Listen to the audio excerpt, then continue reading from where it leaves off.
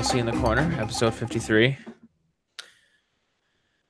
And I wanted to start it right there because, Caleb, if you didn't mind, could you elaborate on why you are so enamored with Tulsi Gabbard? Because that fascinates me. Her genuineness. Her, I may disagree with her on a few ideals, but she's someone who seems like is approachable, is knowledgeable, understands quite a few things. The big one, and I only got to listen to part of the Joe Rogan podcast with her on it, but one of the things that was interesting is her talking about how easy it is and how disconnected most Congress people are from sending people to war, to a war zone. Granted, she is a veteran. She is a vet. She's an, if I'm not mistaken, National Guard Hawaii veteran, Lieutenant Colonel, I believe was her rank. I believe she did I know for sure one deployment, if not 2 or 3. But the point there is that there's much less of a disconnect and understanding of what it truly means to send somebody overseas to do something that puts their lives in danger, right? Like, she has a first-hand account of what that actually means, and most Congress people, I think, if I'm not mistaken, I'm not a big fan of Michael Moore, but one of the things that he did in one of his videos was he tried to interview a bunch of Congress people and say, hey, would you let your son or daughter join the United States military right now during the height of our insurgency? I remember that. I think it was Michael Moore. I can't remember specifically. It was Michael Moore, but I can't remember what movie it was. Which one was it? I'll think of it. I'll Google it. Go ahead. But the point there is that there's a huge disconnect there, and they're not going to send their kids into a place like that. Hell, fucking no. But if it's somebody else's, kids, what do they give a damn? It's not their. It's not anything that impacts them directly. They don't see the effects of that. Physical, mental, or otherwise. They don't ever have to suffer any consequences of those decisions, and that's something that she spoke in depth about, and I found refreshing because. Oh, definitely. Those people are not making those decisions. So that's my number one thing with her too, so we agree. But number 2 is, dude, she'll go anywhere. I have watched, I don't know why she's going on this mini media blitz here in the last week. And there's nothing wrong with a media blitz, just how you approach it and what you say. Like the Michael Avenattis of the world are trash. But like, she goes on Tucker Carlson's show. She goes on Joe Rogan's show. She goes on like some of the left-leaning YouTube channels I like. Like, I don't know if you guys know who. I don't really like Jimmy Dore too much, but Jimmy Dore is like a leftist on YouTube, and like I just watched an interview with her on his show. So like, she just goes into the lion's den into like every ideology, and she just like calmly speaks her piece and is very logical and just makes a lot of sense as far as like the policy she wants to and the way forward, like, that she wants to implement. So yeah, I think the other thing when it comes to her, for me, from a principle standpoint, is the fact that she withdrew, if I'm not mistaken, I'd have to double check, somebody lately Google while I say this, but she withdrew her ability to be a superdelegate, I believe. Yeah, in the 2016 presidential election, because she was actively supporting Bernie Sanders.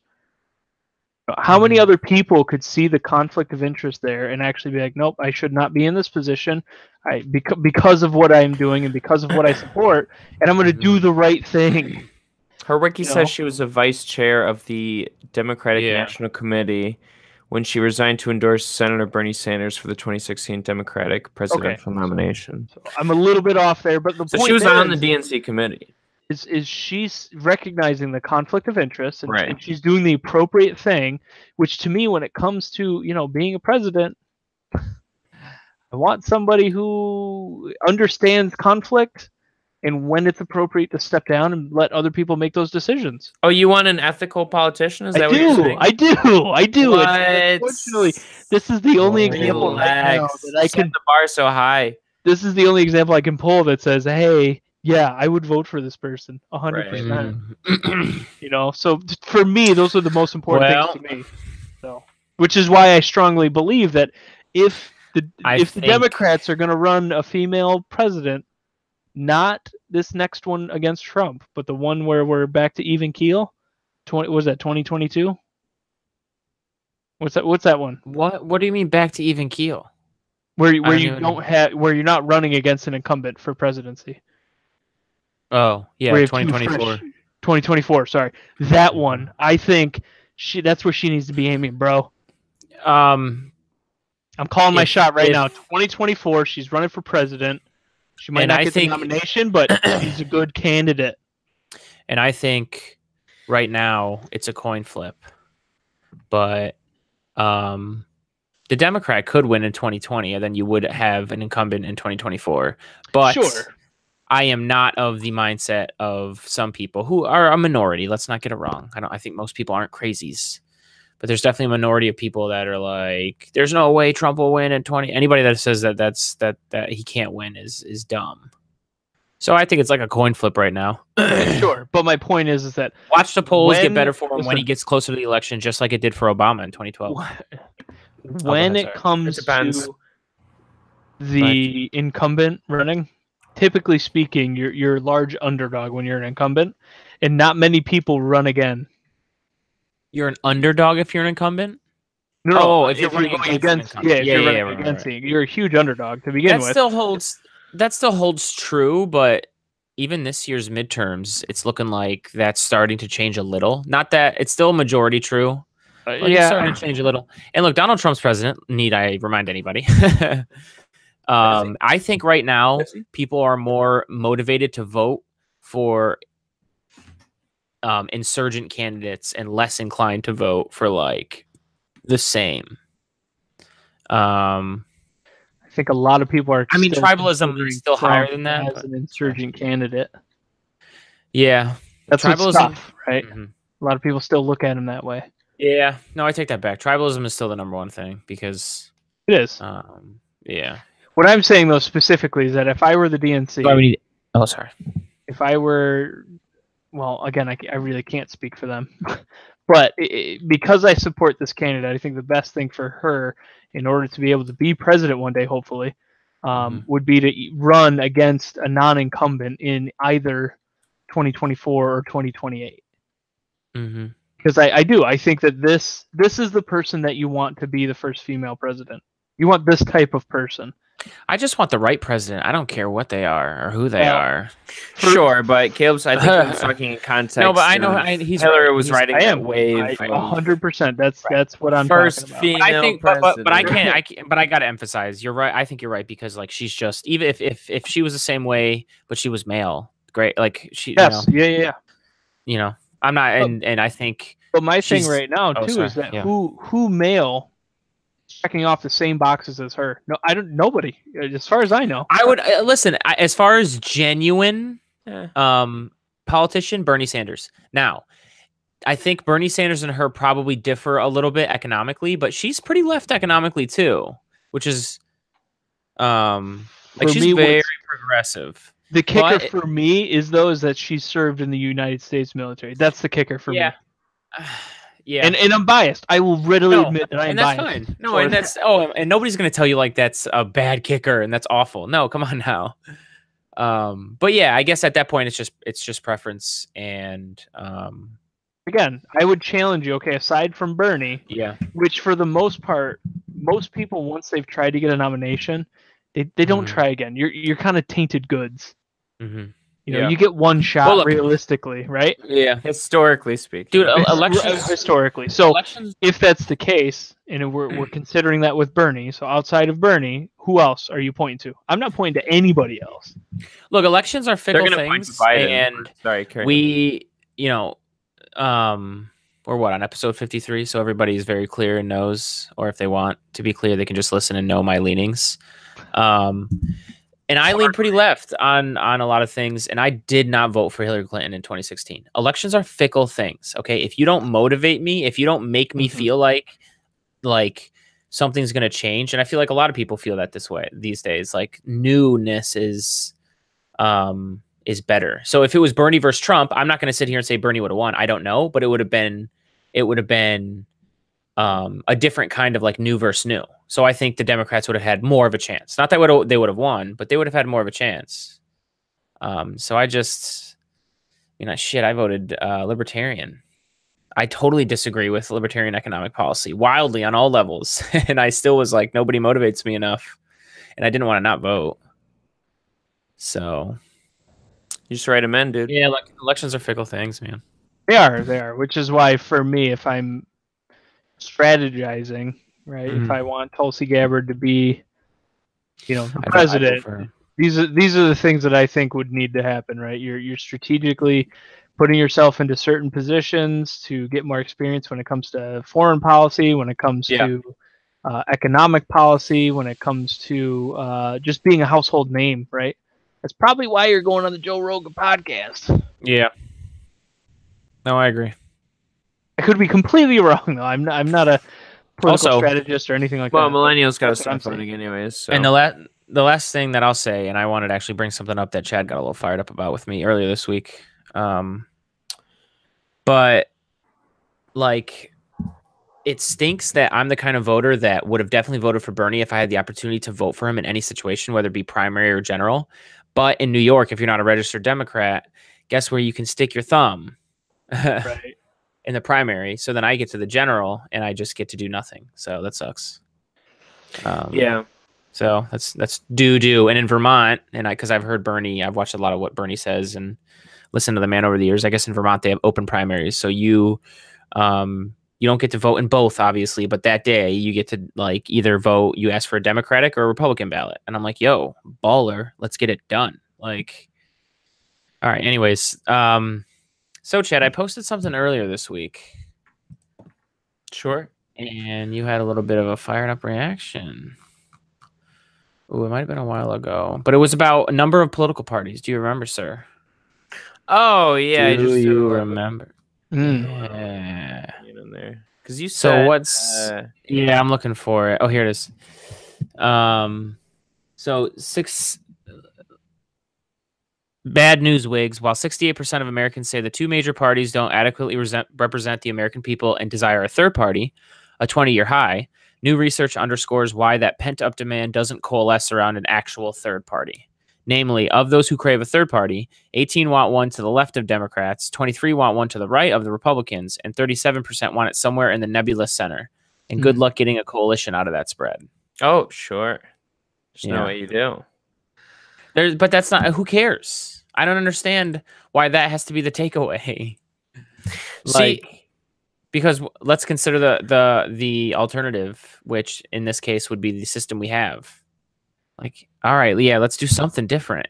What if I propose to you, though, we have now 4 or 5 political parties who infight just as much as the GOP and the DNC does these days? We would have to change the way that we vote.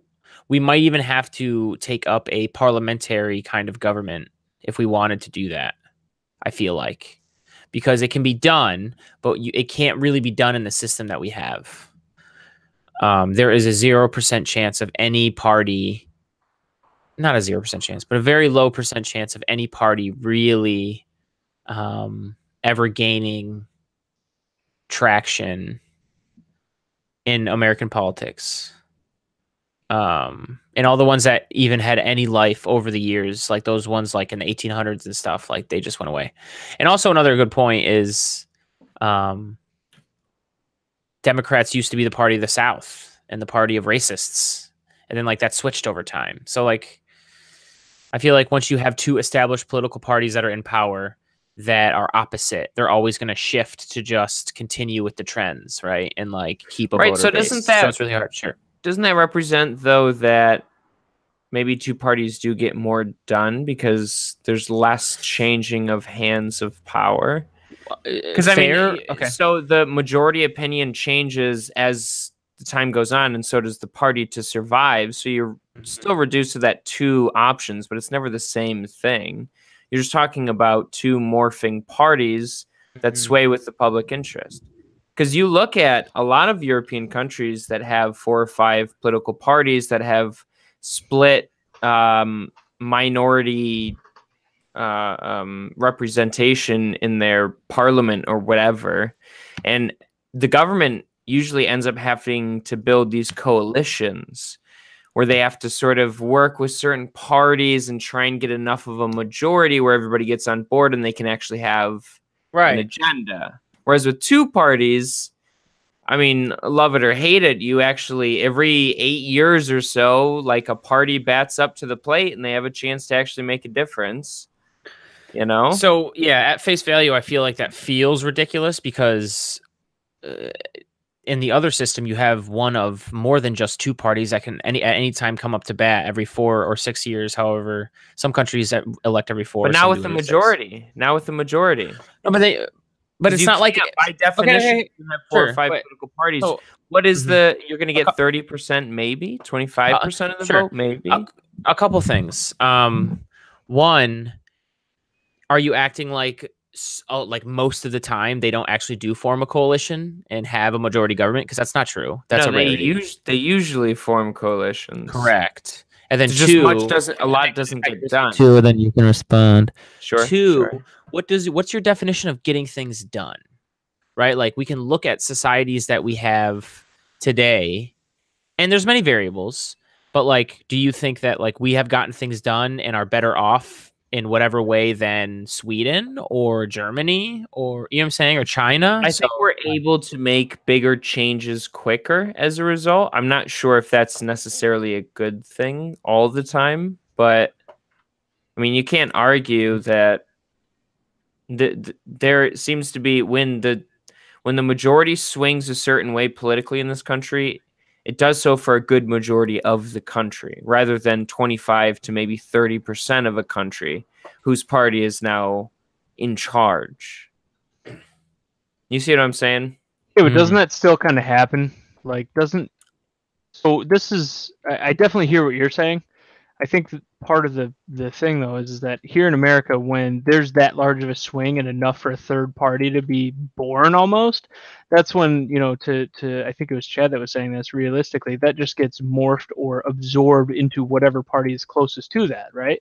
Right. That's really what happens. You're still left with two parties. But wouldn't you say, though, that within our own government right now, you still have things like, for example, when Senator McCain voted against, what did he vote against? That they needed that one last vote for some bullshit?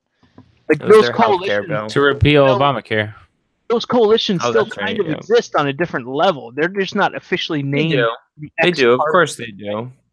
So but everyone more or less is on the same page.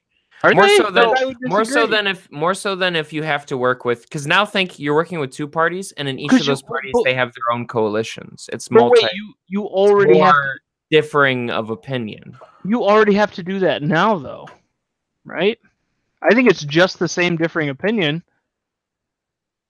You just don't have this name, and I think the reason why you don't have this name is because when there's enough momentum to get a party to be changed, that Democrat or Republican Party just absorbs those ideas and they absorb those voters.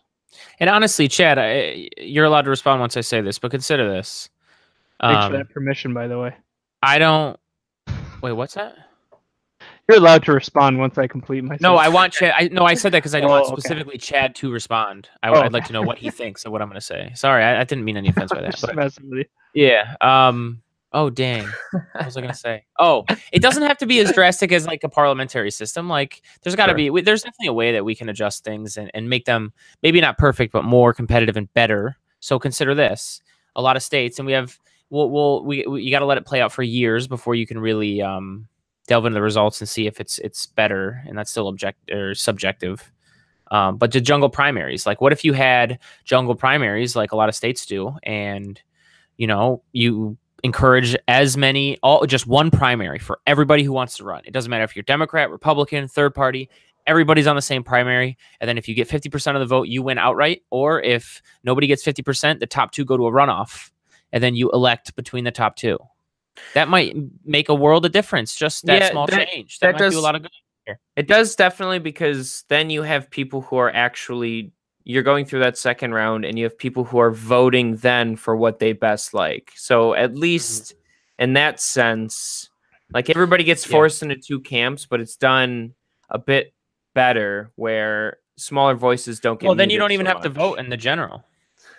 You know, You can just sit out. Oh, my candidate didn't make it. I'm not motivated to vote for any one of the two. Well, no, preferably though, you would want that person to vote. Then I agree. Because then they've made that decision. They're on board. They're like, they are now part of that. Whereas, like, if somebody sits home and doesn't vote, I agree, but we don't compel people to vote, and I don't know if that's ever going to happen. So I'm just trying to work with the system there. Well, sure. So I'm just trying to. What I meant by coming up with that plan was like, what's a really simple way that we can take what we have without compelling people to vote like mandatorily? What's the way that we can take what we have and like try to make it a little better? Like Georgia has jungle primaries, California has jungle primaries. Jungle primaries. I don't. I'm pretty sure they both have jungle primaries in the sense that it's just one primary for Democrats, Republicans, and anybody else who wants to run. And because Washington does too, because in Washington State, like I say, I pour over the polls and what comes out. Washington State has a district that is so Democratic that there is a corporate, quote unquote, corporate Democrat or mainstream establishment Democrat that's running against the second place person in the jungle primary, which was a progressive Democrat. So,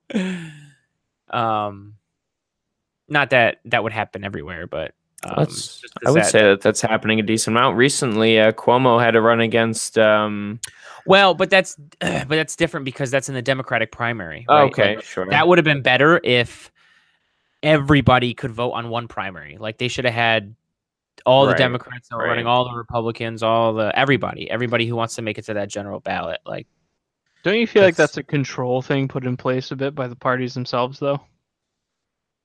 Like that's how I feel, right? Because if I am a Democrat, of course it is. if I'm a, and that's how they keep it. Correct. Yeah, I agree. Because at the end of the day, like, yeah, sure, you guys might want to vote for Bernie Sanders, but I don't really want Bernie Sanders to run. I would like Hillary to run for whatever political or for whatever reasons they may or may not be, whether they're good or bad, right? That I think is where you won't get that relinquishing of control. Mm-hmm. That's far too important to those parties right now.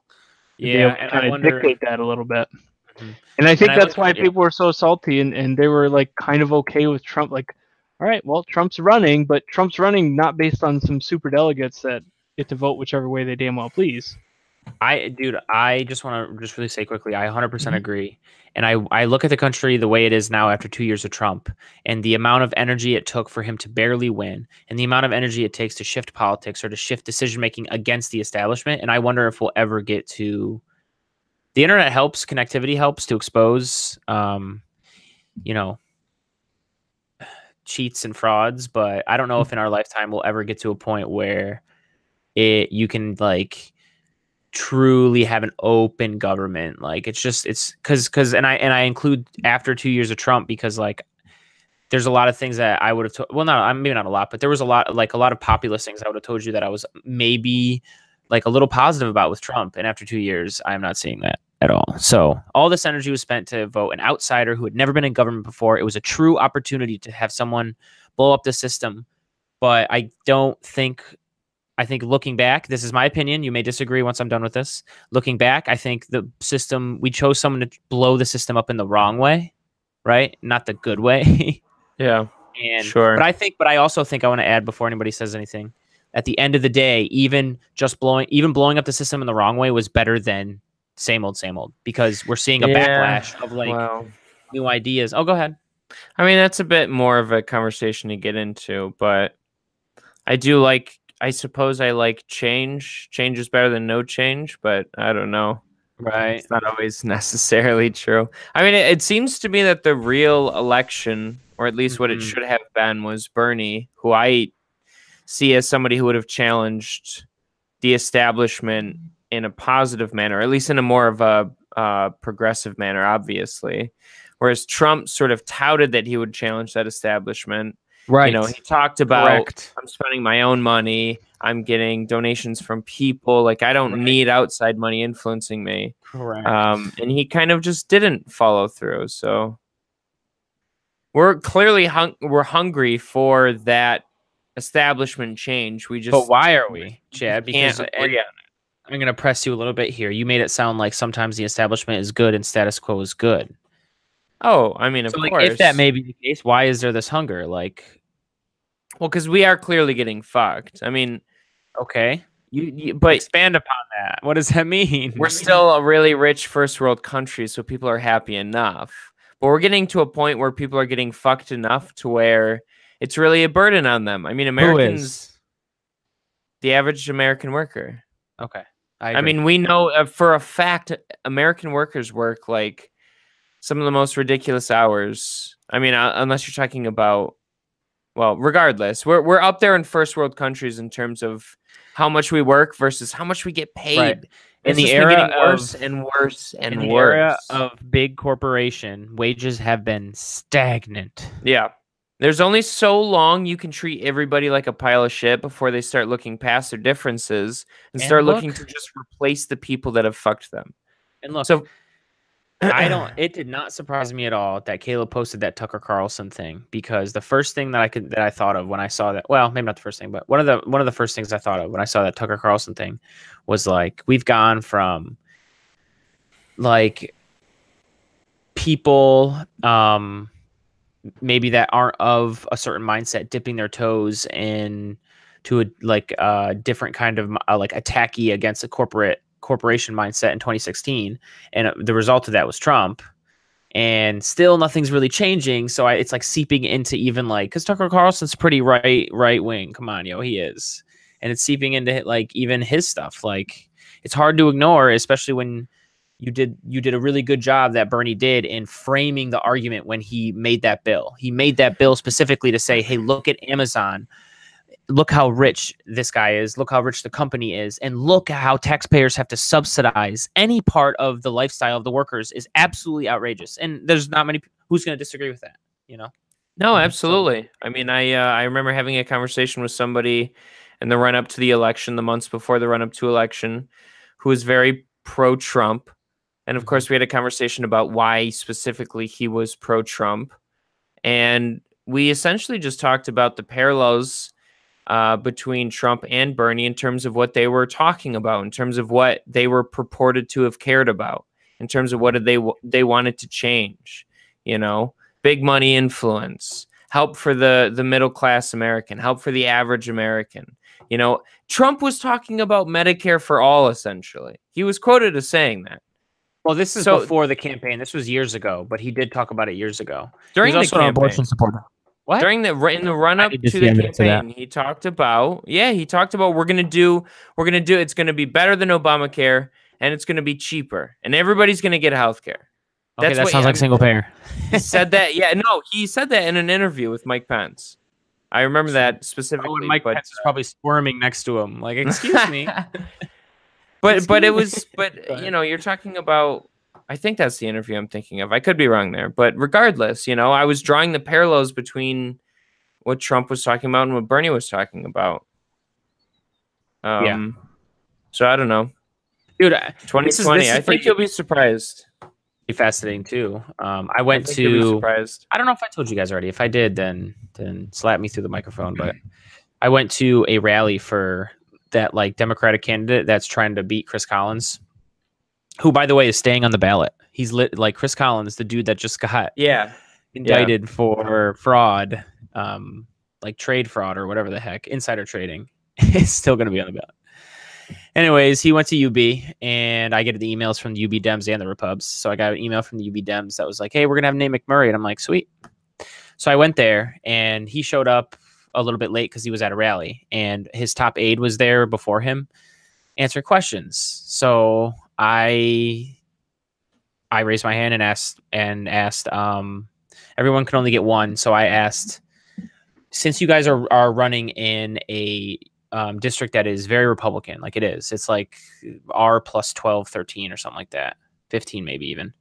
I was like, since you're running in a very Republican area as a Democratic candidate, like, what's the one thing that you hear, or that like people are having problems with, what's the conversation you have with them that really makes them open-minded and say, maybe I could vote for a Democrat? And what do you guys think was the answer? Mm-hmm. In a poor Republican district, or like a rural, what do you think the number one thing was? I don't know. They're not getting shit. No, that's very vague. Healthcare. A lot of these people were open to talking about Medicare for all and single payer healthcare. Because a lot of them are independent farmers or just kind of poor white people. These things exist too. No, white people are poor. What? How dare you insinuate this? Well, just have to. What? You just have to immediately attack back to the political correctness that people are gonna. But no, yeah, these are poor white people that struggle to pay. That most of them don't even have health insurance. Like they struggle. Like the idea of having full coverage in any way is like tremendous to them. And I guess a lot of them they have conversations with too. A lot of them have Obamacare because it helps subsidize payments. Now a lot of them don't because it was still too expensive, which breaks my heart. But yeah, that's I mean, if you're being honest, that's the state Obamacare is in. It's not great. Yeah, right now. It didn't go far enough. Maybe I think there's way better ways. There's a debate to be had there. But to wrap up what I was saying, that's a different combo. Yeah, I do want to make it also clear that like in no way did she say like we think we're gonna win or anything like that, or that like they've won the majority of voters over because like all they have to do is talk about healthcare. No, that was just like the number one thing that would come up and got people to at least have a conversation and be open-minded, which I was like, wow, that's interesting. Sometimes we get caught up in like watching crap on TV, or I do. I'm not even gonna blame other people. I get caught up in like seeing stuff on TV and like listening to surface conversations that talking heads might have. But it was interesting just like asking questions about actual people who they were like conversating with, So, and it was freaking healthcare. I was like, oh man, Bernie 2020. He's going to be 87, but it doesn't matter. He's not going to run. He's not going to be that old either. I think he's like 76. I did grind a bit earlier, though, when you said anybody that thinks Trump isn't going to win in 2020 is an idiot. I mean, I think so, yeah. I mean, obviously, I'm not saying that Trump isn't going to win. I don't, You think nobody should ever talk in 2020s, but I don't think he has a good shot. Yeah, that's fine. You think enough people are... I'm not convinced that enough people are still on board in 2 years for Trump to really win an election. Fair, but that doesn't even sway my thought process on that. Now, again, it's up to the DNC and who they nominate. There's a lot of variables. That's probably one of them. Yeah, that's definitely one of them. I think that's the biggest one. I think that's the biggest one because otherwise, for sure. I mean, for sure. Okay, Trump might have like you're right. Support among Republicans right now, but he does not have the middle ground people that he got. He's not going to have them, I don't think, in 2020 that he had in 2016. As long as the DNC, as long as they don't fuck it up, and they put somebody up there that's actually a good fucking politician. His average approval I think he's done. What's that? Well, let me say this. His average approval rating, average of all the polls that are taken, because there's a lot of them. So the average is good to go by.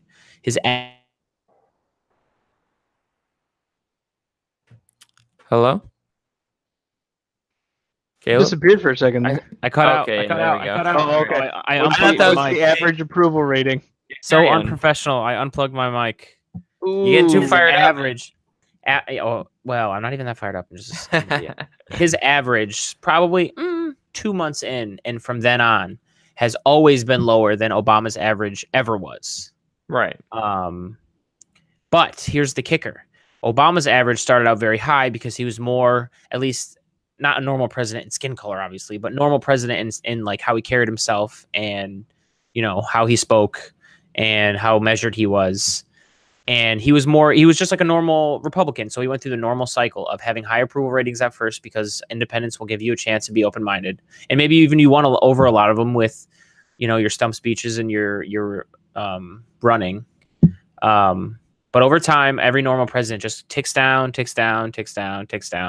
I think Obama ticked down to like 46, 47 average before 2012. And then it ticked back up and he won the election. So anyways, Trump has started extremely low, always lower than Trump, around 40, and has never pretty much moved from there. It's just always been like 40 to 42. And it doesn't matter what happens. It doesn't matter what. And this is what fascinates me. It doesn't even upset me. It's absolutely fascinating that no matter what shit hits the fan, this man's approval rating does not budge. It is incredible. I'm going to reference something that actually helped Trump in the election, and it's that polls can't always be reliable. I think there's a very Trump is such a unique president that I wouldn't be surprised. A lot of people, when they answer that poll or when they answer that phone call, just still kind of throw their support behind Trump, but only because, I don't know, there's got to be some sort of, anybody that's still supporting Trump at this point, right? That's somebody I want to have a conversation with, like wholeheartedly. Sure. There's a lot of people, man. There's a whole lot of people. But this is what I'll say, there's a good portion of those people that aren't really that into it, and I don't know how to explain that. But there's no way. There's no way. Yeah, but I would challenge that and say I said the same thing. Can we trust polls? Can we trust polls, Cyril? We can. Okay. What did they predict? What did they say about the 2016 election? Hang on. I wanted to address that. This is a two-part address. One, you tell me how reliable we should take polls in the first place. They're polls, man. They're polls. What do you want? Them to be exactly right? Is that what you want? No, I understand. Right. Sure. And then two, you're right. On the state level, in some of the states that Trump shocked and won, the polls were off probably, I think it was like 5-6 points than they should have been. So like, let's say they had Trump losing it, I don't know, 50-44, but he ended up winning it like, 50-49, something like that, which he still won. So the national polls, though, were right on the money. And I've said this on the pod before. I don't know if it's one of the lost episodes or one of these ones that are now actually up. But the national polls were not right on the money, but they had Hillary with a 2.5, 3-point lead, and she ended up winning by a little over 2 points, the popular vote. So, but also, having said the second point, the first point is the most important thing. Like, polls are polls, man. Like, they're trying to gauge the race. They're not like, I almost feel like, and I'm not saying you do, Chad, but whenever I have this conversation with some people, I almost feel like or listen to how people explain what they think on this. It almost feels conspiracy theory, like, oh, the polls were, they were out to win for Hillary. And like, that's why there was like, some like, not even deep pollsters, like who just like supported Hillary, and that's why they like, Well, that's not true. Let's be fair, though. I mean, separating ourselves from the polls. When you look at these different news, quote unquote, news channels that were doing their projections, they're biased. The whole run up to the election, the impression was that Hillary was going to win. Yes or no? No, nobody was expecting. I don't think. Hang on. Trump was expecting Trump to win. Trump was expecting Trump to win? I don't even know about that. I said I don't think Trump was expecting Trump to win. Agree. I would say this. Yes, most, and I'm not going to say trash, because there's a lot of good journalism work that happens. Like, most of these mainstream sources, like, sure, there's, especially, I remember Huffington Post had it like 98-2% or something. Like, Huffington Post is pretty biased, all right? And look, by the way, we're all biased. I'm not trying to throw anybody under the bus. We're all biased, okay? But yes, there was definitely a lot of mainstream outlets that were not biased towards Hillary, but were biased towards the way they viewed Trump.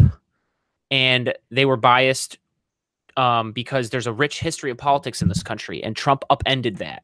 The mainstream is going to always go with like the establishment choice, not necessarily because mainstream is liberal or democratic. And this is just what I believe. You can push back if you want right after this, but because like they're used to mainstream stuff, they're used to the norm. They see Trump and they're just like, ha, look at this guy. There's no way.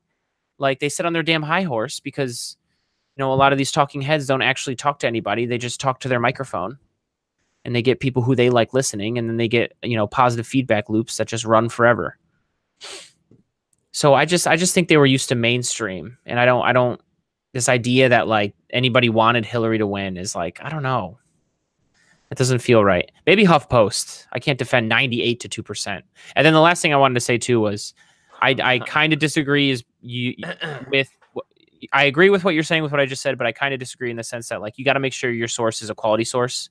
As far as polling goes, go to 538. They had Donald Trump at, I think, about 38 or 39% chance to win the presidency, which is not nothing. And the man ended up winning. About with intolerance, sure. I think you're probably not wrong there, but the public perception was different. And there definitely was like not a narrative being driven, but there was an expectation being driven. Right. Well, because they were used to the norm. I don't know. I think we're in a time where the amount of news we consume and information we exchange, we're very aware of ourselves. So I think polls take on a different meaning when that's the culture. I can't really. I don't know if I could explain that otherwise, but does that make any sense to you? No, look. If the question is, are people affected by polls? The answer is yes. Question mark. Like it's yes and Not no. even polls, just all the media we consume. Oh well, that's a resounding yes. Good night, of course. Right, exactly. So of course. I don't know, man. Yeah, you got to be careful where you get your information. I like 538. I started liking 538 because they rate the pollster too. So they compare the pollster's history to the actual results, and they'll give them grades, and based off those grades, they'll weight their poll to a degree. So if you keep coming up way off and you're cruddy, they'll give you a bad grade. Right. A lot of them are even banned. But if you're like a D or a C, you're going to get weighted much less than like an A, like a Quinnipiac or like one of these college university polls. Sure. I'm not arguing. I'm sure 538 does a fantastic job. My question is, who knows about 538? You know what I mean? Like the public's perception of what we expect, right? Well, we're all way more important because nobody's. I mean, I'm not going to say nobody, but only people that actually look for honest sources are going to 538. Then most people are just consuming whatever's being put in front of them. I disagree. I disagree too with that. What? I think the big part you're missing about 538 specifically is how much sports stuff they do. Oh, they do a great job with sports stuff and too. how you get a peripheral exposure to the political stuff.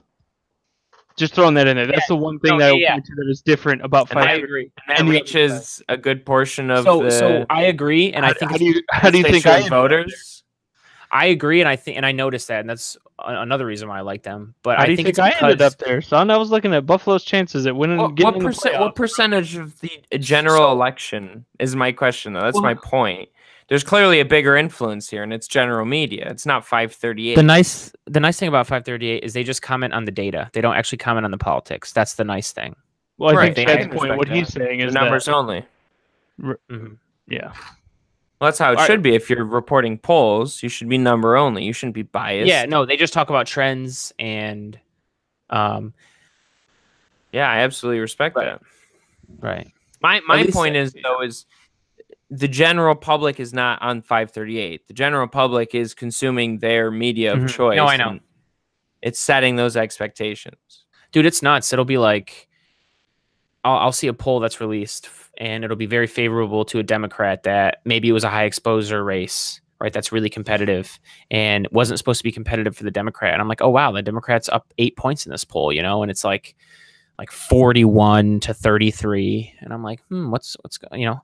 They have a house model where they're predicting every single race and the odds, and there's a lot that goes into that, but polls obviously are a big thing that go in that too. So I go to that house race and click on it, and I see that the poll is an internal Democratic poll, and they weighed the bias. And even though the Democrat was 8 points up in the poll, when they weighed the bias, the Republican ended up in their mean reverted bias, like up 2 points, because they look at, because whenever you do every person that polls, they release the demographic they looked at and like what and who they called and like what the breakdown was in age groups and gender. So if you really, these guys do a good job of really digging down into the metrics of how the numbers come out, and then they balance out for like any maybe tinkering with a bias, like, because there's a lot of Democratic pollsters, a lot of Republican ones. There's a lot of bias. There's internal polls from campaigns, you know. So they just it's fascinating. They do such a great job of like, okay, they were 8 points up in this poll, but guess what? It was an internal one, and we looked at the metrics and how they got these numbers, and we reverted back to the mean and like the national environment and came out with this, and it's like, whoa, cool. So. Also, if you're a pollster that gets a poop grade, then you'll get reverted based on what historical bias. I mean, if you don't deliver the numbers, right? If you have like a C-, because you're like weighted towards either side, then anyways, it's fascinating. So I think the difference though for 538 specifically, Chad, is what is different about them is that they pull you into sports first. Then you happen to see that headline, like, wait, what the fuck is that? And a lot of guys who are into sports are numbers guys. There's tons of guys that they want to see the point spreads. They want to see all the analytics. Yeah. You know, baseball is a huge one, right? That's the one thing that I feel like I could point to and say, this site does it a little differently, and I think that helps them a lot, get a lot more exposure than any other site normally would. But I also hear what you're saying, Chad, and saying that, look, not a lot of people are going to these sites and getting this data. And that's true. I agree with you there 100%. I just wanted to put in that little defense for 538 because I think, again, I'm not a bit biased in this opinion. They do a really good job. Sure, I'm not shitting on now that you brought that up too. I'm sure they do a great job. Yeah. Now that you brought that up too, I just want to lob this comment in. I feel like throughout my life, especially in the last few years, friends of mine that love football, friends of mine that are really into sports, not really into politics, could care less. Friends of mine in politics, in my ideology, in my lane, that's more left-leaning, you know what I'm saying? Maybe young friends that I have, not really into sports at all or football. And so I like, it's just a weird combination I have. I don't know why. I'm just like, Wait, say that again? Interesting. I don't know. Like a lot of my friends that have are more of the ideologue that I am are not as interested in sports. And then like a lot of my sports friends are friends that like, you know, sports is a big way we bond and like, you know, what we talk about and don't really could care less about like politics and like, you know, national news, stuff like that. Mm-hmm. I mean, these are stereotypes, but no, I mean, it doesn't. They've played out throughout my life pretty, yeah. I mean, sports can be a great form of escapism from. I mean, I'm so tired of just the political drudgery that goes on. Yeah. I mean, sports are way better, a lot more fun to participate in. Yeah. Come on now. Oh, for sure. Well, all right. That was not at all what I wanted to talk about, but that was an hour and that went by pretty quick. But it still worked out pretty well. Chad, you got to keep us on track next time. What's that? You gotta keep us on track next time.